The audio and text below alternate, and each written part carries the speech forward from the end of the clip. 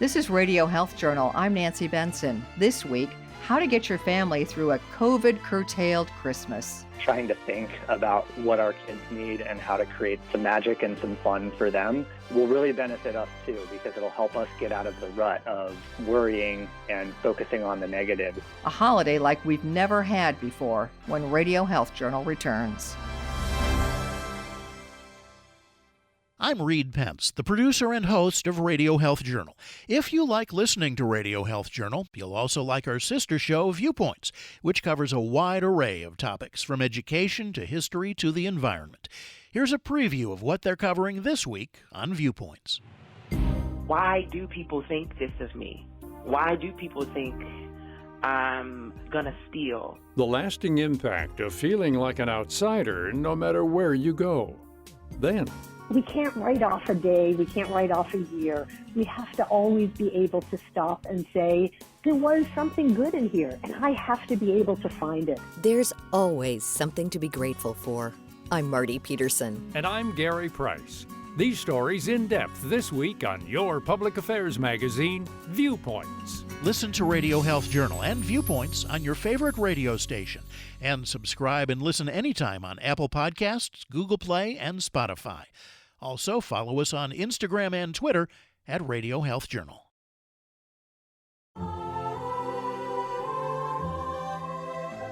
For many of us, the year can't end soon enough. Just about everything has been thrown into disarray. Our jobs, our schools, our home lives, even our entertainment. Almost nothing is untouched, including the routines that we use to make every day a little easier. Psychologists say, as much as anything, the loss of those routines is what's created the stress looming over our lives. It's more of the constant changes in expectations, constant changes in what's allowed, what's not, what's safe, what's not, school in session, not in session. That's Dr. Parker Houston, a pediatric psychologist at Nationwide Children's Hospital in Columbus, Ohio, and clinical director of the Children's Mental Health Program, On Our Sleeves. All of the changes and the holidays have to do with that as well, that this is a first. We're coming up with these holidays. Holidays are usually something that are relatively predictable because we have our traditions, we have our family members that we might gather with, or our, activities that we like to do, and many of those are going to be disrupted. So it's one more time that we're going to have to explain to our kids, why can't we do something? Why aren't we seeing grandma this year? Why can't we travel like we normally do? And each one of those, I think, is another hit to them having to cope with some changes and something that they aren't used to having to think about. That certainly applies to adults, too. Houston says we all rely on our routines, and when those are lost, life can be really tiring. Everything requires a decision. It takes a lot less mental energy when you have a routine. So if you're a family who every holiday season, every Thanksgiving or every Christmas or every Hanukkah, you do the same things year in and year out with some slight variability, that's something that you don't have to put a lot of energy and thought into. Whereas this year, pretty much every decision that we make is fraught with decisions we've never had to make, with research we have to do, with feelings of our family members and our friends about, what decision we might make versus what they might make. And so all of these choices and decisions just give us a lot more mental fatigue as adults, but then also as kids thinking, well, I thought I knew what was going to happen, but I don't. And so how do I adjust to that? How do I shift my expectations or my mentality? How can I still be excited about this when it's not what I was expecting and hoping? Without a doubt, loss will be what many people are feeling this holiday season. Loss of traditions, loneliness or loss of friends, financial loss or loss of a loved one. Normal emotional supports may be missing, so psychiatrist Dr. Carlin Barnes, co-founder of Healthy Mind MDs in Houston, Texas, says we need to reach out. Well, the first thing that's very important is to acknowledge the feeling, to own the feeling, to acknowledge it. Because if you haven't acknowledged it, then it's difficult to process it or deal with it. So that's the very first step, is to acknowledge the feelings that may arise from the loss. The second thing is to seek support. A lot of parents take it upon themselves to try to pick their kids up. A survey by Nationwide Children's Hospital shows that about 2/3 of parents are worried about the mental health impact of the pandemic on their children. And nearly 60% say they're running out of ways to keep their kids positive in spite of the holidays.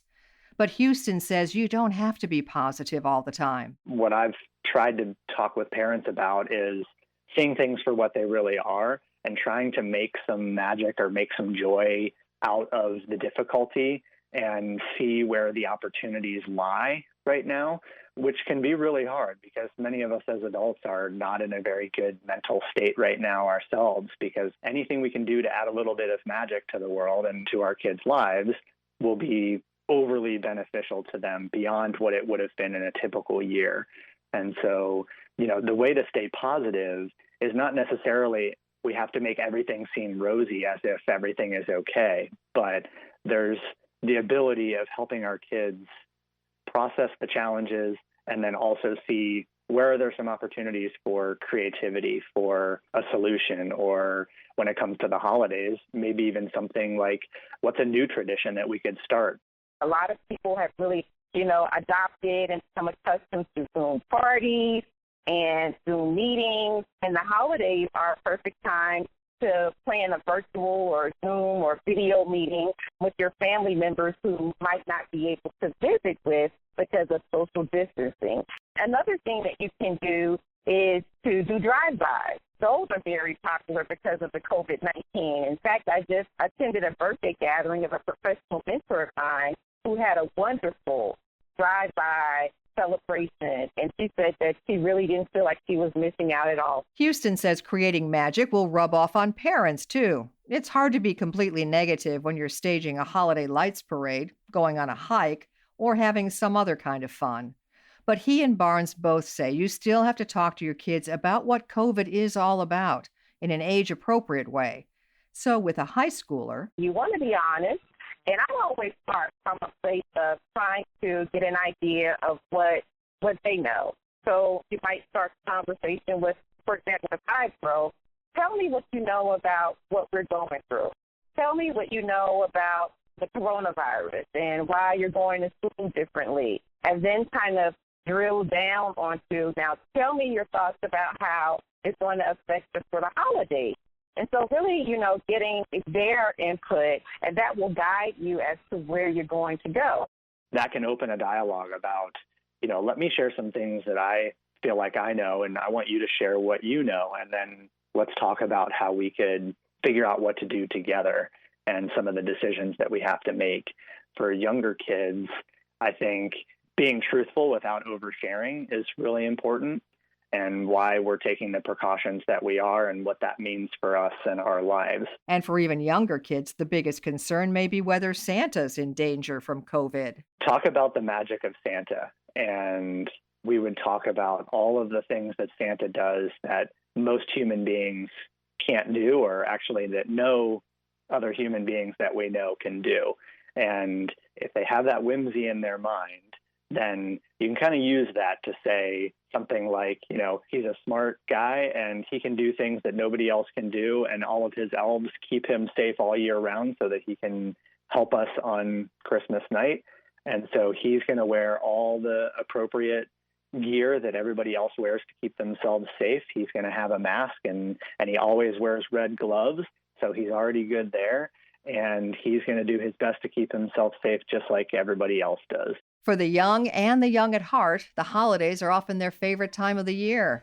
And while this season is going to be different, what hasn't been different in 2020, sometimes a change in routine can be refreshing. You can find out more about the On Our Sleeves program at onoursleeves.org. More information on all our guests is on our website, radiohealthjournal.org. Our studio producer is Jason Dickey. I'm Nancy Benson. Radio Health Journal returns in just a moment.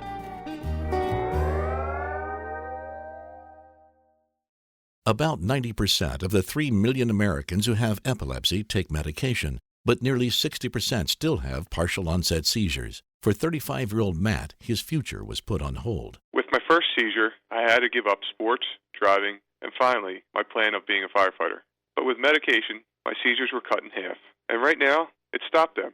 Now I'm working towards new goals. Matt was prescribed Xcopri, cenobamate tablets. In studies of adults with uncontrolled partial onset seizures, Xcopri demonstrated significant reductions in seizure frequency compared to placebo, and as many as 1 in 5 patients achieved 0 seizures during the maintenance phase. Individual results will vary. It is always important to talk to your doctor. Xcopri is a prescription medicine used to treat partial onset seizures in adults 18 years of age and older. Do not take Xcopri if you are allergic to cenobamate or any other ingredients in Xcopri, have familial short QT syndrome that affects the electrical system of the heart.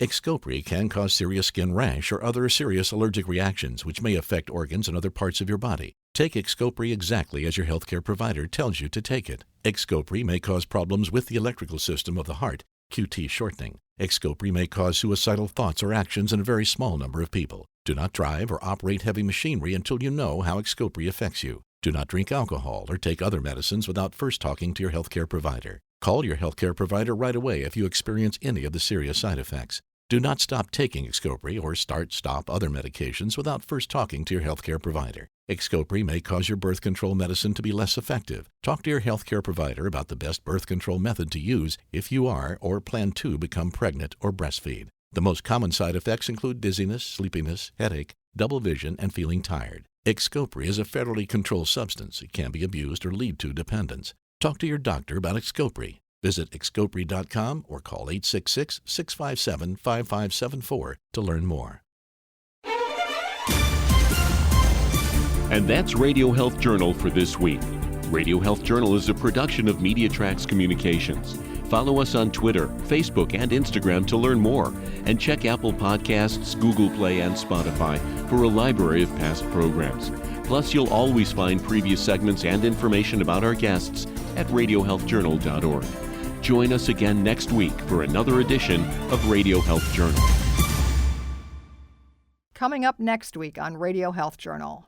Typically, by the time the tumor is seen on a CT scan, it's still late. By the time you see a 2-centimeter tumor, it's nearly 7 to 10 years old, and even some research has shown that it could be all the way to 15 years old. Solving the low survival rate of pancreatic cancer. Then, what a doctor may learn when patients open up about their whole lives. One little thing, when you don't have much money, really can just explode into your life turning upside down. All that and more on Radio Health Journal.